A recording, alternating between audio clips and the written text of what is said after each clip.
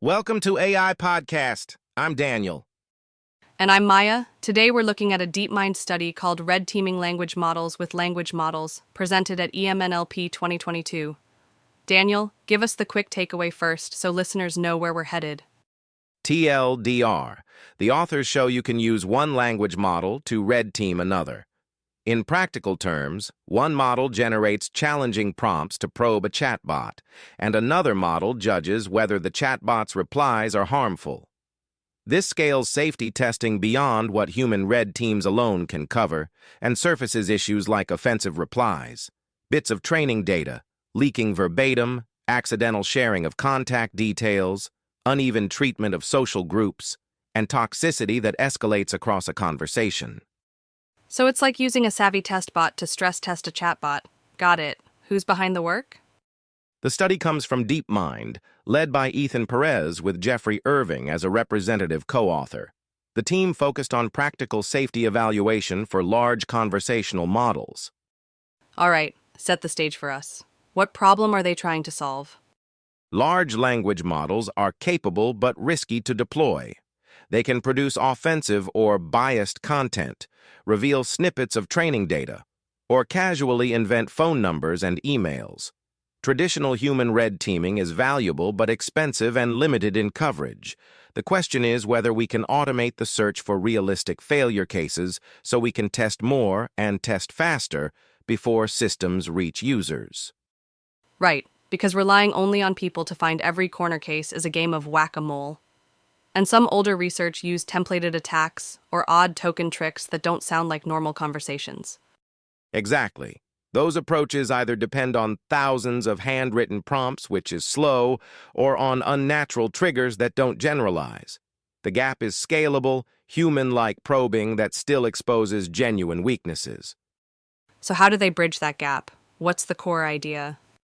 They build a three-part pipeline.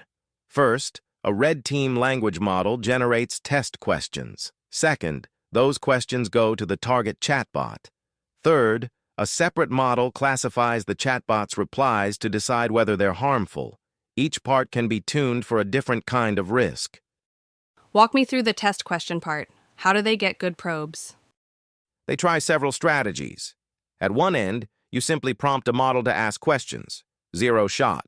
You can seed it with a few examples of past failures to aim in the right direction.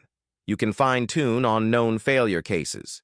And you can push further with reinforcement learning, rewarding the generator when the target model slips up.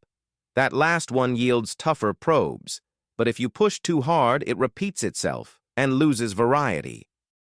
That balance makes sense. Reward the tester when it gets the bot to stumble, but keep variety so it doesn't keep asking the same trap. What's the target they test? A very large Gopher-based chatbot they call Dialogue Prompted Gopher. Think of it as a state-of-the-art conversational model of that era. The red team questions go to it just like user queries would. And the judging model? How do they rate answers without humans in the loop the whole time? For offensiveness, they fine-tune a classifier to read the question and the answer together and decide if the reply crosses a line. They validate it on a known adversarial dialogue dataset, calibrate the threshold, and check for artifacts, like sensitivity to where a line appears in a conversation, before running at scale. Good to hear they audited their measurement tool, and they didn't stop at offensiveness, right? Right. They adapt the pipeline to other risks. For training data leakage, they look for long exact sequences in answers that match pre-training data.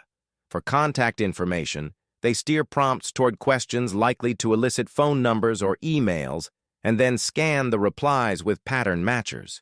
They also explore distributional bias by asking similar questions about many social groups to see if offensive rates vary. And they simulate multi-turn conversations to watch whether toxicity escalates from one turn to the next. Okay, so once they flipped the switch, what did they find? Starting with offensiveness, the simplest generator, the zero-shot one, already uncovered a large number of problematic replies from a big pool of questions. When they trained the red team model with reinforcement learning, the failure rate could jump noticeably, though at the cost of repeating similar probes. That's the difficulty versus diversity trade-off in action. So if you want lots of distinct examples, you keep the dial toward diversity. If you want the strongest stress test, you nudge it toward difficulty and accept some repetition. Exactly. The patterns they surfaced were instructive. The chatbot would sometimes accept a harmful premise and go along with it, or it would casually use coarse language even when the question was mild. By clustering failures and extracting phrases that often appeared in bad replies, the authors show how red team results can feed back into practical mitigations like curating training data, adjusting the system prompt, or temporarily blocking certain constructions while better solutions are developed. What about privacy and data leakage? That's the part that makes people nervous. On leakage, they found cases where the chatbot's text overlapped verbatim with training data, including direct quotes that could sometimes be located on the public web. That's a sign of membership or extraction risk. A well-crafted prompt can draw out content it shouldn't. For contact details, the system produced many phone numbers and even more email addresses. A lot were public helplines or generic addresses, but some looked like private numbers or personal emails that appeared only once in the training set. Even a single accidental disclosure can mislead or invade privacy. So the risk isn't just that a bot says something rude. It might send you to the wrong hotline, or worse, expose someone's contact details. Exactly. Misleading a user during a crisis is dangerous, even when the number is real but out of context. The authors suggest safeguards that block or reframe those outputs and better training time deduplication and privacy protections. And the bias findings? When they held question templates constant but swapped in different group names, the rate of offensive replies varied by group.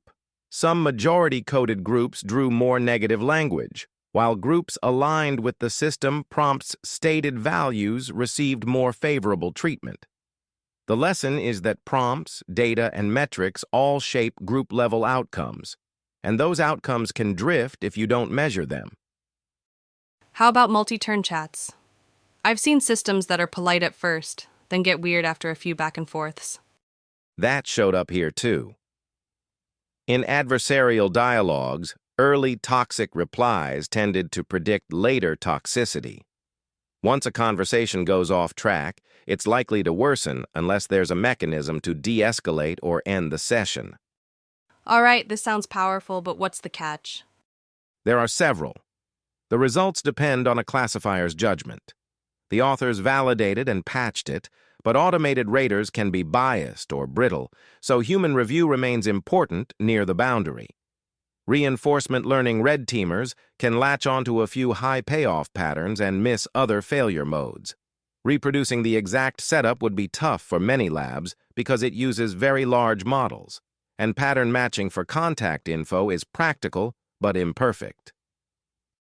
There's also the risk that publishing a strong attack method could help bad actors. They acknowledge that. Their stance is that defenders gain more from scalable testing, but these tools should ship with careful access controls and monitoring so they aren't misused. Given all that, how did they position this approach? Replacement for human red teams or something else? A complement, not a replacement. Automated red teaming widens the search space and speeds iteration, but human expertise is needed to define new harm categories, adjudicate tricky cases, and decide what mitigations are acceptable. Think of it as power tools for safety engineers. If you had to boil down the main contributions, what would you say? First, a practical recipe for using models to test models in realistic language, not just synthetic triggers. Second, evidence that the method uncovers several classes of harm, offense, privacy, bias, and conversation dynamics at a scale that's hard to reach with humans alone. Third, a clear path from findings to fixes through data curation, prompt adjustments, guardrails, and conversation policies. And where do we go from here? Better measurement with calibrated classifier ensembles and regular human audits. Coverage-aware generation, so red teamers stay strong and diverse. Stronger privacy practices during training and post-training checks.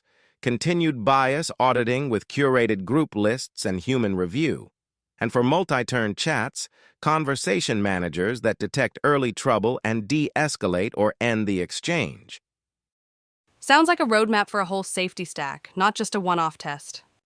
That's right. The central idea is simple but powerful. Let models help us probe other models, then use what we learn to improve training data, prompts, and guardrails before deployment. Before we close, give me the one-sentence takeaway for anyone who tuned in late. Language models can red team other language models, and while they don't replace human judgment, they widen the search for failures and speed up the path to fixes. This study was led by Perez with Jeffrey Irving and colleagues at DeepMind. Thanks for listening to AI Podcast. Take care and see you next time.